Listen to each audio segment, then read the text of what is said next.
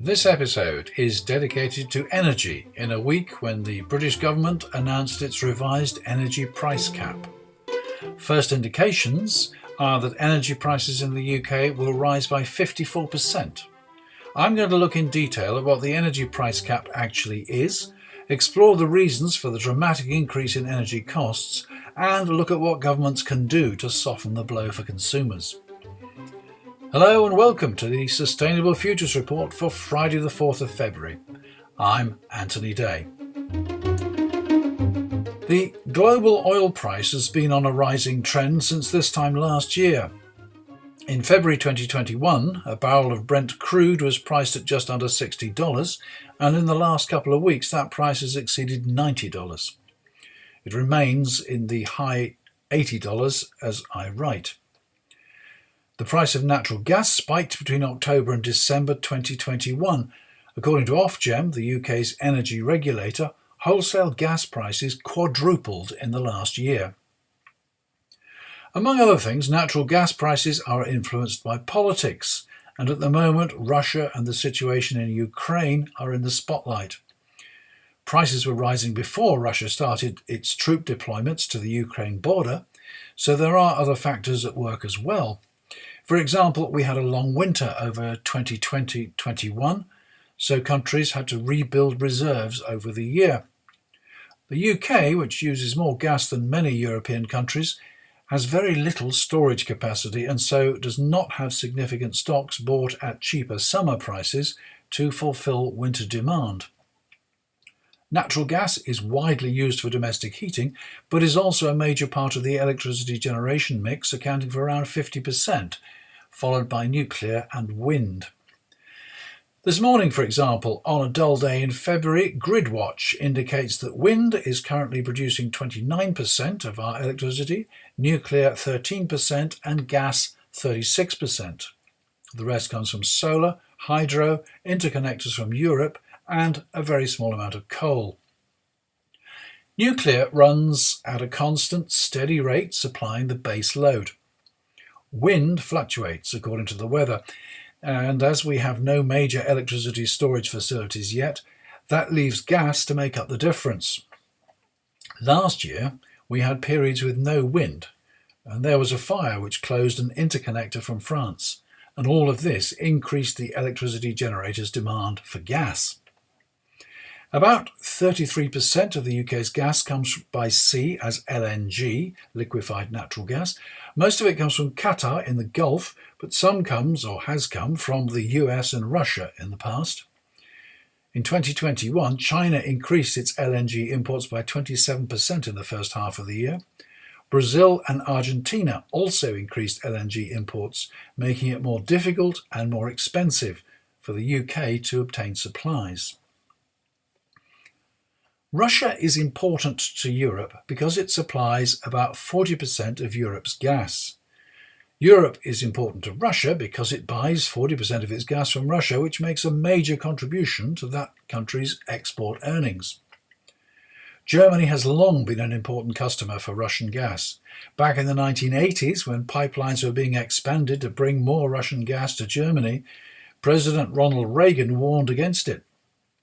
Germany's reliance on gas has increased since its rapid denuclearization following the Fukushima disaster. As Reagan pointed out, if Russia wants to put pressure on Western Europe, it simply has to turn off the gas. It is no surprise that Germany's reaction to Russia's troop build-up on the Ukrainian border has been very low-key and limited to providing things like field hospitals rather than armaments. Much gas comes to Europe via Ukraine, and the fees which Ukraine charges for allowing the gas to pass through the country are a significant part of its national income. Russia could therefore put pressure on both Ukraine and Western Europe by cutting off the gas. The UK buys very little gas from Russia, but if there is a general shortage in Europe, the UK will be affected in the same way as all the other European countries. In fact, a shortage could be more serious for the UK because it has a much smaller storage facility for buffer stocks than other countries, although this is offset to some extent by access to gas from the North Sea. A major gas pipeline from Russia to Germany, passing under the Baltic, Nord Stream 2, was completed at the end of 2021, but is not yet open. This will provide even more Russian gas to Germany and make Germany even more dependent on Russia. It will also allow Russia to bypass Ukraine as a gas route to Europe, enabling it to put pressure on Ukraine by cutting off the gas without affecting Western Europe. For the moment, the fact that Nord Stream 2 remains unused looks like a political standoff. The effect of all of this is that the price of energy for the average consumer is going up dramatically. Today, Thursday the 3rd of February, Ofgem, the UK's energy regulator, has published its revised price cap and announced that it will rise by 54%. It will be reviewed and revised, almost certainly upwards, later in the year. What actually is an energy price cap? First of all, you're only affected by it if you are on a variable tariff, which is generally the most expensive tariff which an energy supplier will offer. If you're on a special deal or on a tariff for a fixed period, you will pay that tariff rate until the deal expires. You may be offered a new deal after that, but it will certainly be more expensive than what you're already paying. It might be less than the price cap, but it might well increase by as much as the price cap. In recent weeks, a significant number of energy suppliers have gone out of business. This is because they have offered deals to consumers which are now far cheaper than the current cost of energy, and they do not have the financial reserves to cover the losses. Customers of these failed companies have been transferred to the larger energy suppliers, which have no obligation to offer the same terms as they had before. Instead, these customers will be on variable tariffs, and the price cap determines the maximum amount that they can be charged. In today's press release, Ofgem says those on default tariffs paying by direct debit will see an increase of £693. While for those on prepayment meters, generally the poorer sections of society, they quote an increase of £708. I think these figures are rather unhelpful, as this clip from an explainer elsewhere on the Ofgem site makes clear. Price caps don't set your monthly energy bill. They only set the price for each unit of energy you use. So if you use more units of energy, you will still pay more. How much more? So how much will each unit cost after this latest uplift to the price cap? How much your capped tariff is depends on many things: how you pay, where you live, and what type of meter you have. They go on to suggest that you ask your supplier for the figures in your particular case. Granted that energy companies exist to make a profit, we'll leave any political debate on that aside for the moment, they will offer competing tariffs to attract customers, but surely the price cap, the maximum anyone can pay per unit, should be the same for all. Following Ofgem's announcement, we can expect new domestic energy deals to be 54% more expensive in line with this increase to the price cap. This is a dramatic increase and inevitably will lead to increased fuel poverty.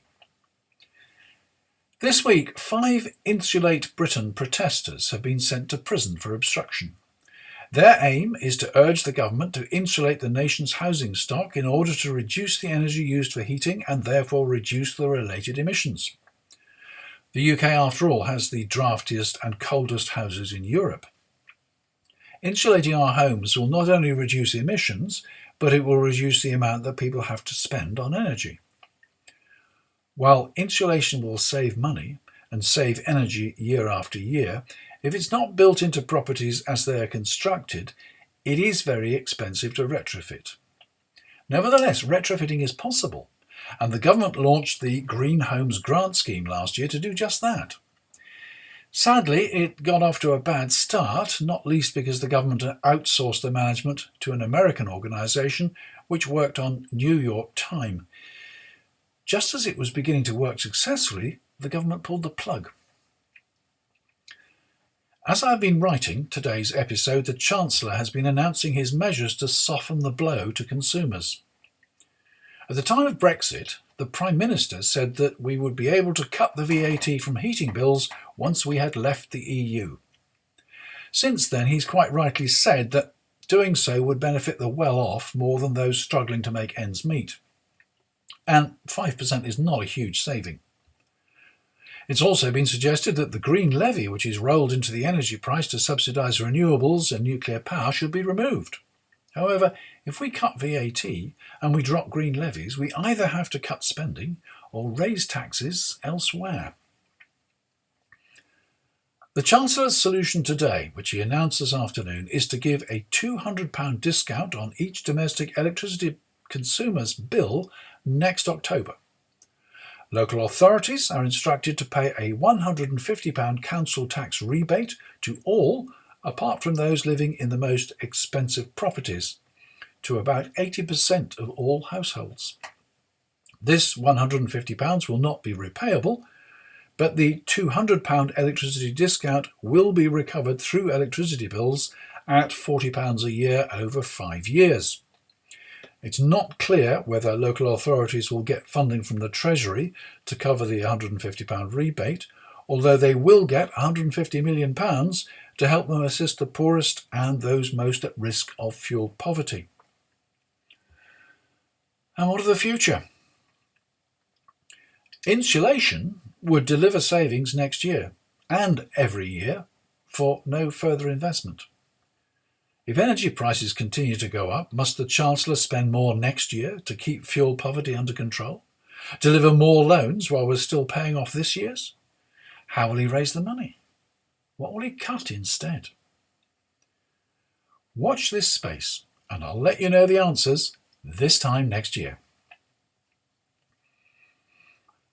That brings me to the end of this episode of the Sustainable Futures Report. Shorter to hear, perhaps, than usual, but it's taken a long time to prepare. Thank you for listening. I'm grateful both to you for listening and also to my patrons who listen and subscribe on a monthly basis to support this podcast, allowing it to be completely independent and totally ad-free. For the price of a couple of cups of coffee each month, you're getting up to 8 episodes. That's 4 Wednesday interviews and 4 Friday magazines. Actually, it could be more in a 5-week month. As a patron, you'll usually get them a day or so before everyone else. That's the interviews and magazines. You'll get a shout out when you join, and silver supporters and above get a unique enamel badge. Join now while stocks last. I haven't got an awful lot left. Your ideas for future episodes are particularly welcome, and I'm working on developing and upgrading patron benefits. More details soon. In the meantime, make your way to patreon.com/SFR, patreon.com/SFR. It's all there. There'll be another Wednesday interview next week. It's already in the can. And your regular Sustainable Futures Report will come out on Friday. But that's it for this time. That was the Sustainable Futures Report. I'm Anthony Day. Bye for now.